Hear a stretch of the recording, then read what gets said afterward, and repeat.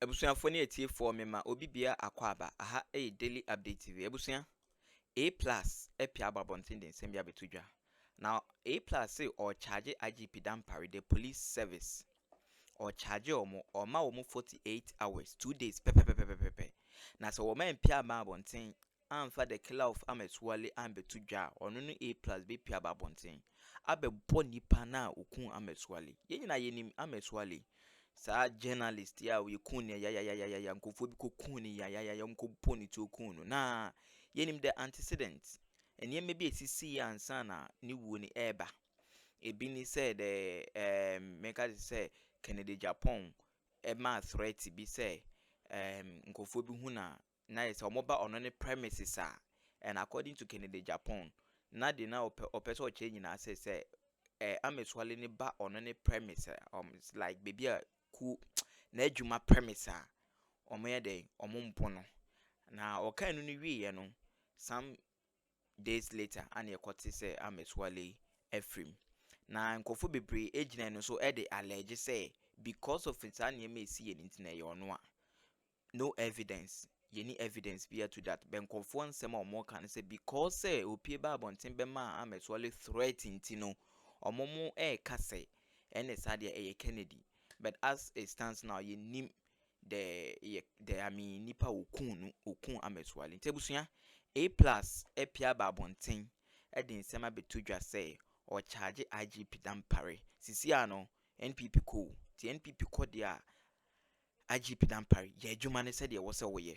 Maybe first na NPP was ntina usuru se odi nipa ni din beba because maybe minim dia but maybe na nipa no or politically exposed that odi ni din ba as a ebema a NPP party no, but this time around NPP no omukọ so omukọ dia the killer of Ameswale nipa okun Ameswale fani din ebra na emra eni nipa ni endi me pacho ene na eda screen so no credit to TV3 Ghana ebusuya me da se bebre na NPP penyi bi nso aye frɛ no list one na poku apia babonten edin sembia betudwa mema mikasa nyetinti yenko tie NPP penyi no that is list one na poku ne nsem opie edi betudwa na me patro ma remfi say Ameswale nsem aye kan A+ ebe kan no na me dia to screen so no nyankopon hia na onye okese me da se bebre imakotum nana Mahama has begun well. He has really begun well. Waye adwumaso just emretia we bi just say so wo hwe aman panimfo ahodo a omaba ifri omanpani Rollins I no akra hand it over to himself for the first time in a very long time a friend is saying PNDC Eba NDC on one hand over to himself. Now we share how or she share na buy. Now we share kwanya of faso eto tone nioma. Na we share President Kufo abra obeye mampani. Ono so kwanya of faso to tone nioma. Now the toto eye omampani mails any onwa kasa John Mahama no oye na FM ekwan omo fa so omo hihye omo ban na wo hwe hawa ono a John Mahama so Professor Mills ekọ ne krachi obedi mfi bosomi nsia anaka na wo hwe kwan a wo fa so a ono so odi nkunim o hihye na ban na in fact John Mahama has beaten himself to his own records. Enti yabebona abaso papa.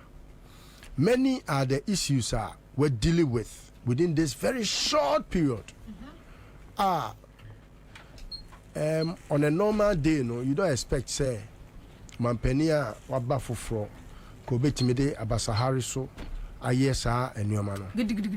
Now it's because the reason why we were talking to Ghanaians about President Mahama say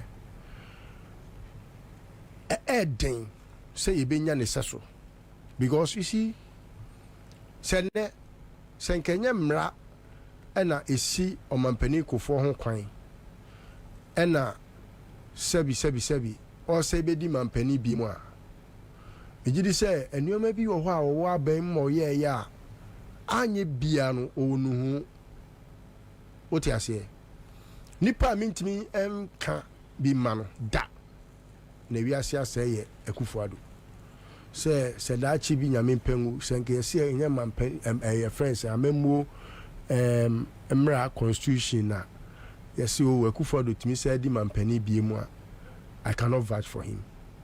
Kufo Krano, I will do so closing one eye and leaving the other. But nipa na mintimi and me huechi nye da John Mahama. Because ni sinto no krampo no e sinto a e wa ban mu a che say is because or a human. What you say? Un say nipa bi e won fomso e wo mabrabom. And any pebinum as a ho bone. What you say? John Mahama will not intentionally commit a year wrong. He will not intentionally be wrong. What you say?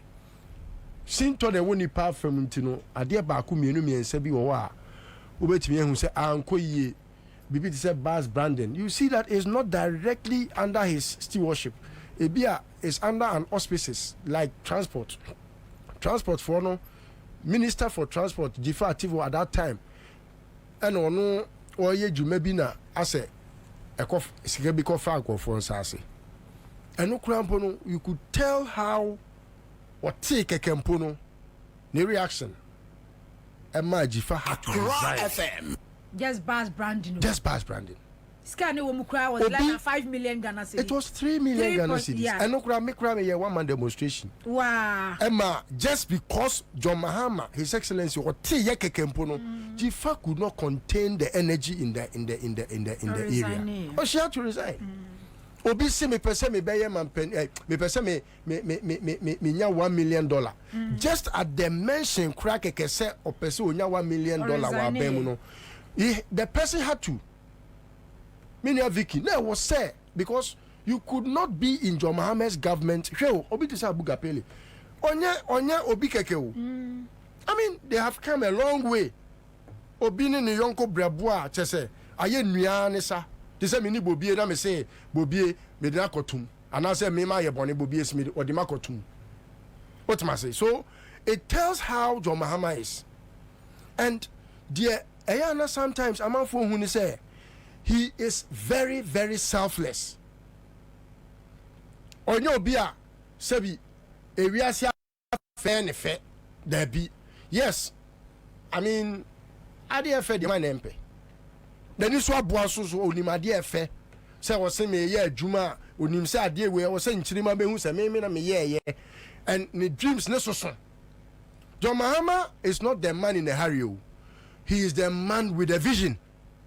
And obi a vision biano, they come always prepared because they say odansi for Bible church odansi for mu say obi a oye prepared. Na yem planning a dan wa bra mesimi kosi dan o. Ye planning what them. In chance na be pia bonten say me kosi dan no. Na wunim say me wo breacher sika, me wo steel bender sika, me wo surveyor sika, me wo bia sika including even the oil quantity surveyor obetimi a che say dan we will see we are ne bo be say. Enti nyesa afena me kwa koto ye friend saying anwea one trip dia ba be hyaase na ebi a mfie mienu miensa achi we sa wo dan be ka dem otiase. So as visionary as John Mahama has always been, no, you could tell how when he was member of parliament he was, when he was minister, deputy minister, vice president, and with this experience, no, and how vast it is, no, Ghana ha de so benya neseso na wasabe mampani wakofie osi no mesese nioma e call so na sinto way. So I don't expect say John Mahama will get anything wrong, even though I believe say as human, no, sinto de but to get it wrong there is going to be very difficult. Okay. And until now ministry appointments, no, it's not as if enka eyobia kobo se wa yenu sakatu opeso o ma hu ne direction enu nti hwe nipa o appointed o mo no wo hu se enyinam kanea ho asem hu hia papa wo hu se emra nsem ehu hia papa because e sinto e wo enioma Ghana fo hia se wo so wo ye no wo attend to no emra ene wo se ye de yes ade no nti mra sem hu hia papa. For example, oral cannot be very effective when we don't have an attorney general and minister for justice. And John Mahama is a man to the core of every definition of every word. Nti so okase minister for justice and yes wo kwa kofu bi te say Godfrey Damia ono ba be ne puppet. Now ono play the puppeteer. Now ono no then it becomes like a puppetry. No, he will not. He will not.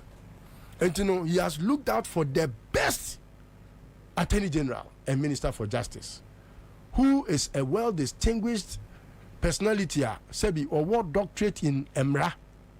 Any munsem, Oshaya, Supreme Court for Omokase no be church to say, Otumi Mayaya many yabo at some point now feel very uncomfortable in himself because he was making him look like a fool. I mean, not just to say the word, but at least say Obi Awako Suku.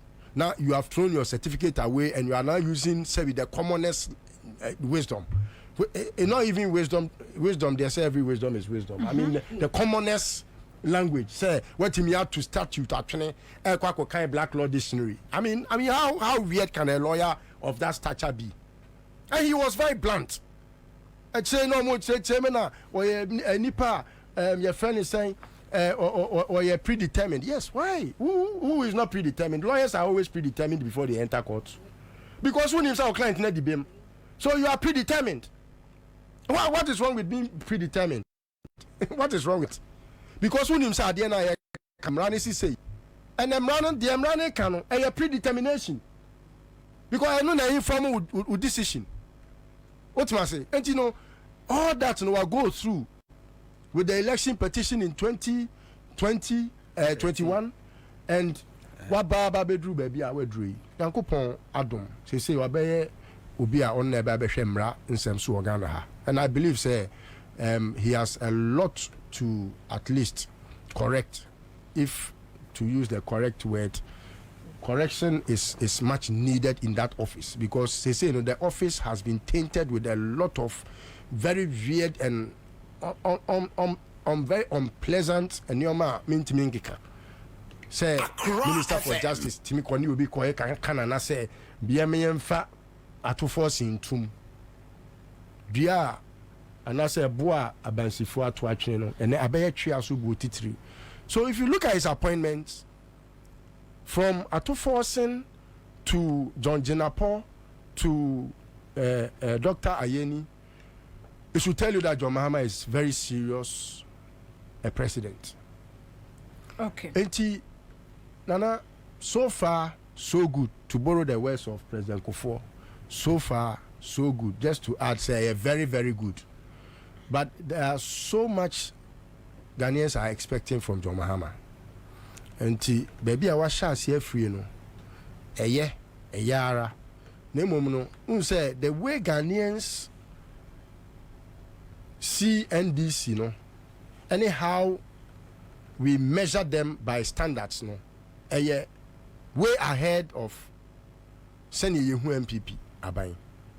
It is NDC ba bemwa. I know ne Dawson because the expectation now nipa here free NDC abai hono. A certain expectation I be here free MPP abai ho. Enti sa ade si akufo ada apen so no. Senke bi si John Mahama apen so anka kudita be yadwuma. Onim de ntia. NDC and a war your democracy. Enti expectation Ghana for e wo free omo ho no. Eso because Ghana for adwim no titru yen a ebi a ye hu Rollins aban no. Ene ne ekọ so ansa na ye friend is saying oba democracy mu no. Na ye ni gidie say the Rollins a year no from 1992 to the year 2000 no. And 2001 no. Na ye ni gidie say Rollins obetimi a transition ho from soldier aban to a civilian government obetimi outperform onoane ho even when it was a military government. Outperform ne ho. Enyoma bebra Lawrence ye yentimi modin enisi for omu ade omu nim yaye se omu bo omu adwuma ho daru. Omu sin tokese pa no. And I'm believing say John Mahama being a communication expert, you know, he won't allow for this thing to happen again. Okay. And unti mesre say me de manusi adia anra na me nuanum nyina na omo discuss who be here by communication. There's nothing wrong building a communication your friend is an office in every office. There's nothing wrong because you have to understand say oye phone bell and oye phone wa to media ni nyina kopem se mo beji sika e wo mo ho a mo awia no. They don't care paying that money to the media because the media was part of their syndicate, their criminal syndicate. Media no was part. There are some journalists that they could not afford even rent and then me do call mufia we be show. Meanwhile ni pay no ko busan say ni pay yes ya. E kiti wani e bi it say due ba e more. Edue na mu ne ba ne more. Na so no ko hu mansions ahodo a omu oni a we be show. It's not to say journalists or obobre enye. But how can the watchman who is supposed to be the watchdog no be the thief and be protecting the thieves? Eba sa then ya to ye ho atwene. It is a wo hwe enyo ekoso na emomo nya o madwen say a business as usual. Yes, we don't have to be so hard on ourselves. However, it's not business as usual. And you say amanfo betie Peace FM news, on betie UTV news, on betie Joy news, on betie Accra FM news. No, you have to force information down the throats of Ghanaians, especially the waye. There be you sumi my example yi ofri amanone ba obedru terminal 3 February 13th 2017 till between that time no now it wasn't possible any government could have built terminal 3 but already bedru ho no o say ekufo do ban and say and wetimi aye we till between 7th January to 13th February less than 3 months less than 1.5 months. Okay, 2 months. So 7th January to February. And no February 7th. So 1 month. 1 month. 1 month. About say 6 days. February. Already say Akufo do hey obey adwuma o. And I say now when they bet me the 1 month say sad day we. Now say concrete kra we ya 21 days and san akio. Enti no already now say enti Mahama na yen am say Mahama na say Mahama yin so. To what me adwuma we nyina wa mo hu the rule. This is not to rebuke minimum money boama na anybody, but it is because the communication gap was too wide. Me, I have never hidden it when I have to rebuke you or to tell you how it is like, because life, you know, obia wo the sinto. And a must had any been CBM for the past days here, John Mahama Beye, and then I watch Pepe Pemboa. And then I watch Mahama Beye President, His Excellency. And then I watch, you know, a Juma Wire Dawson, but there is a communication gap. Huge communication gap. Which we don't have to repeat the mistakes of yesterday. Any question may struggle to know the John Mahama because every step of the way he is doing something. Everywhere he goes, he is doing something. That's John Mahama. At the click of a button on his phone, he is working. Bibi bia oye bia adwuma na oye work in progress. But na unim. Enti no message no say. Yeah, sometimes I don't know say bia. Omo wo media houses be a few medias be almost select one more. Omo give out information to them. Wrong. Because there were times yes. Adwuma CMG citizen show ye yankasa ne fish out information wrong. Your agenda ye BB wrong. There's nothing like say the party communication bureau and answer presidency communication team no ebe ma information be say deal with this issue for us, tackle this agenda for there us. are two parties in this country are almost strong, MPP and NDC. NPP one year adwuma no obebo the rule say waye. NDC be year adwuma no omo hu the rule. Enti de bia no MPP is seen in the public space say omo year adwuma. Tenya Kufuado ena oma animguasia kan omo na necessary social media nti bibia ni na akola ketekete no akoyi ato oboa ama say kura Kufuado krom friend na oboa. Uko TikToker na oboa. Okay. Oh, eti no mesra omo sa de ne nko ade so omo and try and correct sa mistake na e see 2016 no na so omo ye omo adwen say e wo se nipa hu fine because ways are far. Where's your dear? Because where's your so be a no, say where's your ma and on my way and bet it yapansa. No, they make chance say it's so where's your ayentino. Where's your be a yes, be a no, where's your is working like Accra FM is working like any other FM, CTV, UTV, Joy FM, or whatever. Everyone is working now. Where's your no? There was that gap. Traditional media no allow the space for John Mahama information but travel farther than baby no mo peno. So Wezo became an intervention which was an impeccable decision. Now beyond no, I'm saying but class media I was just laying the foundation. XYZ media is that does not mean yes. That does not mean say Wezo has filled in the gap. It has done well, making sure say John Mahama will be, giving the exposure. However, there are other media firms sometimes and yes, you say Joy from Pen this yasem, and I say UTV and now Peace FM from Pen. It's never like that. The only myth. The only thing is that how is NDC building the relationship with the media firm and the personnel? It's about relationship. There are personalities on NDC they know Nanama directly. They know Hunto directly. Sa yen said here Dennis and your man, your fam more bra. Patawa yasia or sementia obia. Obiana and quay yasin cochi. Ebusuya me patcho me do bibia se say when yam re na wa benya ye videos ni bia hwe nyakopo nhira obibia me da se bebre patcho ye den komodi besia me da se